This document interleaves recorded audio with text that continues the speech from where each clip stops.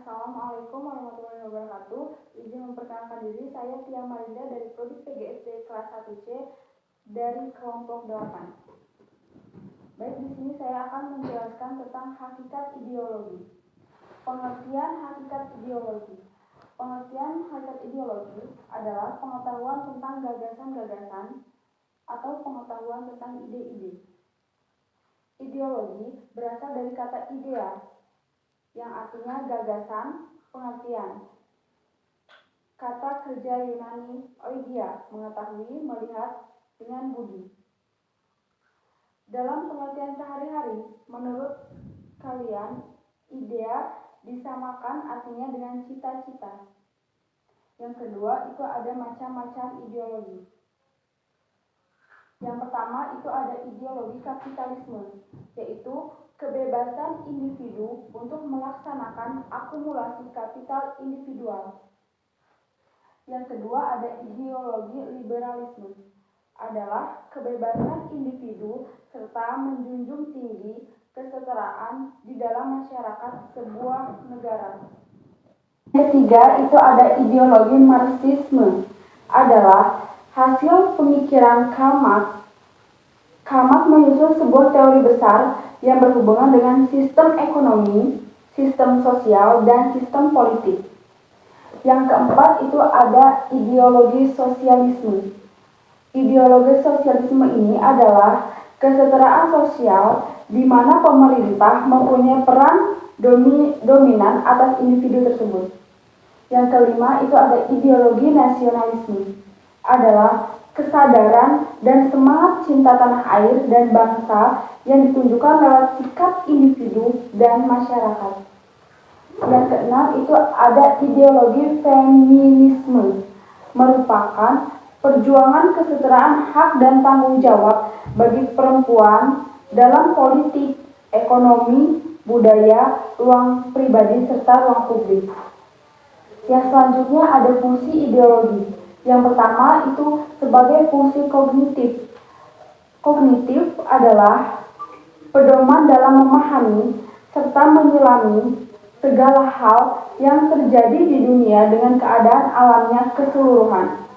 Yang kedua itu ada sebagai fungsi orientasi dasar, mempunyai fungsi sebagai dasar pemikiran yang menjadi jalan untuk melihat dan membuka wawasan untuk bisa menuntut seseorang untuk mencapai sebuah tujuan yang mulia. Yang ketiga itu sebagai norma. Yang keempat sebagai pedoman. Yang kelima sebagai pendorong semangat. Yang keenam sebagai sarana pendidikan. Selanjutnya itu ada hakikat ideologi. Yang pertama itu ada ideologi terbuka dan ideologi tertutup.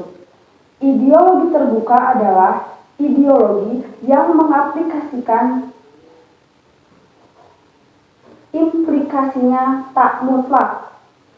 Jadi, ideologi terbuka adalah ideologi yang implikasinya tak mutlak.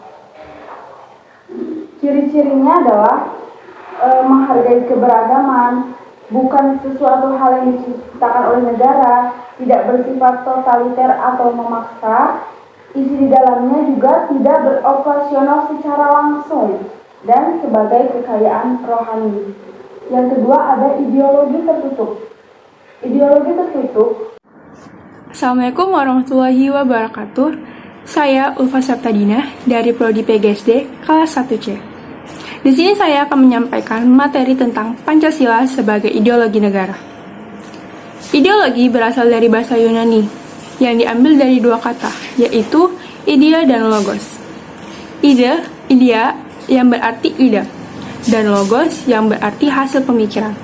Jadi, ideologi adalah ilmu yang mencakup kajian asal mula yang juga berhakikat pola pikir atau gagasan. Ideologi disebut juga sebagai identitas negara karena memiliki fungsi yang sangat penting untuk sebuah negara. Fungsi ideologi. Ideologi memiliki fungsi yaitu fungsi kognitif dan juga orientasi dasar. Fungsi kognitif berarti ideologi dapat dijadikan sebuah landasan bagi suatu bangsa dalam berkehidupan negara. Sedangkan orientasi dasar berarti ideologi yang dapat dijadikan sumber wawasan dan makna bagi rakyat, dan juga dapat menjadi pembimbing bagi rakyatnya dalam mencapai tujuan. Peran lainnya, ideologi adalah sebagai alat pelindung dalam pencegahan terjadinya berbagai konflik negara di masyarakat. Karena pada dasarnya, tiap bangsa di dunia memiliki keberagaman suku, bahasa, adat, budaya, dan juga agama. Kedudukan Pancasila dalam kehidupan bernegara. Pancasila memiliki beberapa kedudukan dalam kehidupan bernegara, yaitu yang pertama, sebagai jiwa bangsa Indonesia.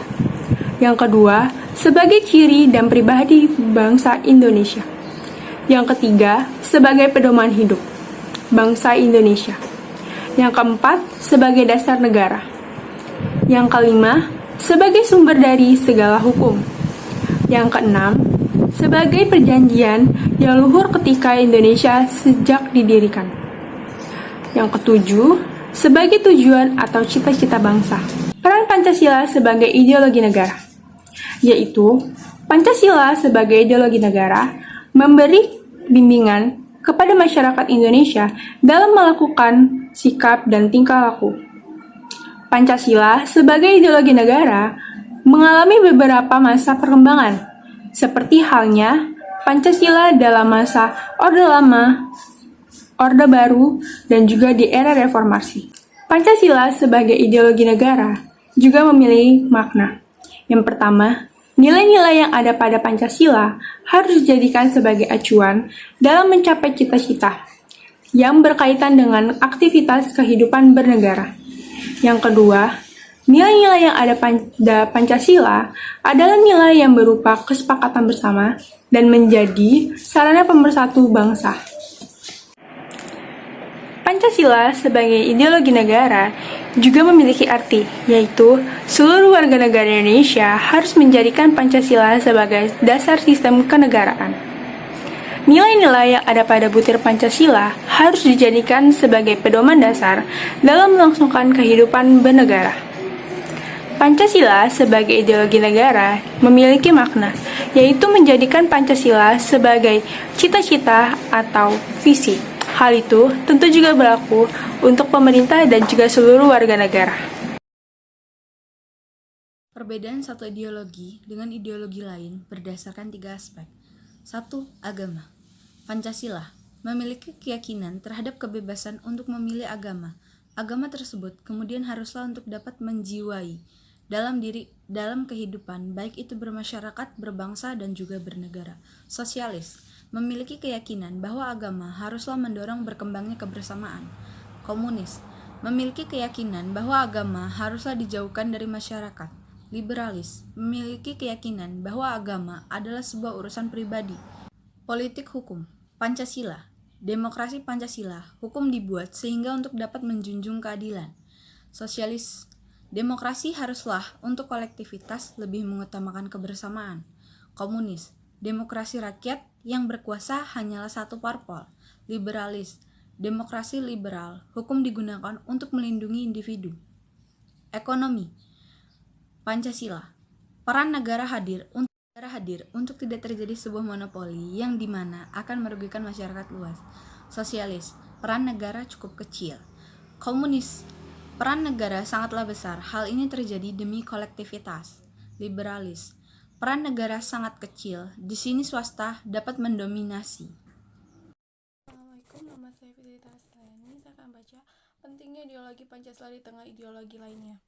Pentingnya Pancasila sebagai ideologi di tengah ideologi yang lain karena dalam Pancasila menempatkan agama sebagai yang utama, lalu bersama martabat manusia, lalu diakhiri keadilan. Hal ini penting karena Pancasila hadir sebagai ideologi yang tidak hanya menguntungkan atau bermanfaat bagi kelompok tertentu, bagi semua pihak. Karena dalam Pancasila tidak ada yang tidak diperhatikan dalam unsur suatu bangsa, tidak seperti ideologi lain yang terkesan keras terhadap salah satu pihak ataupun mendapatkan kebebasan yang kerap kali kebebasan itu melampaui batas hukum yang berlaku. Terima kasih. Bagian F. Pancasila sebagai ideologi yang reformatif, dinamis, dan terbuka. Pancasila sebagai suatu ideologi tidak bersifat kaku dan tertutup, namun bersifat reformatif, dinamis, dan juga terbuka. Hal ini dimaksudkan bahwa ideologi Pancasila bersifat aktual, dinamis, dan senantiasa mampu menyesuaikan dengan perkembangan zaman, perkembangan iptek, dan juga dinamika perkembangan masyarakat di Indonesia. Keterbukaan ideologi Pancasila ini tidak menjadikan perubahan antara nilai-nilai dasar yang terkandung dalam Pancasila. Pancasila sendiri hadir sebagai hasil musyawarah dari berbagai golongan. Itulah sebabnya mengapa Pancasila disebut sebagai ideologi terbuka. Kilan dalam negara kebangsaan Pancasila yang kultural, historis, filosofis, yuridis, dan aktualisasinya menjelaskan beberapa nilai yang terkandung di Pancasila sebagai ideologi terbuka. Yang pertama, ada nilai dasar ketuhanan. Nilai dasar ini mencakup hal ketuhanan, kemanusiaan, persatuan, kerakyatan, dan keadilan. Kelima hal ini adalah pedoman fundamental Pancasila yang bersifat universal. Yang kedua, ada nilai instrumental. Nilai ini mencakup arahan kebajikan, strategi, sasaran, dan lembaga yang melaksanakannya. Yang terakhir, ada nilai praksis. Nilai ini mencakup realisasi dari instrumental yang sifatnya nyata dan bisa digunakan untuk kehidupan bernegara. Dengan nilai terakhir ini, Pancasila bisa mengembangkan serta perubahan agar bisa sesuai dengan perkembangan masyarakat di negara itu sendiri, khususnya negara Indonesia. Terima kasih.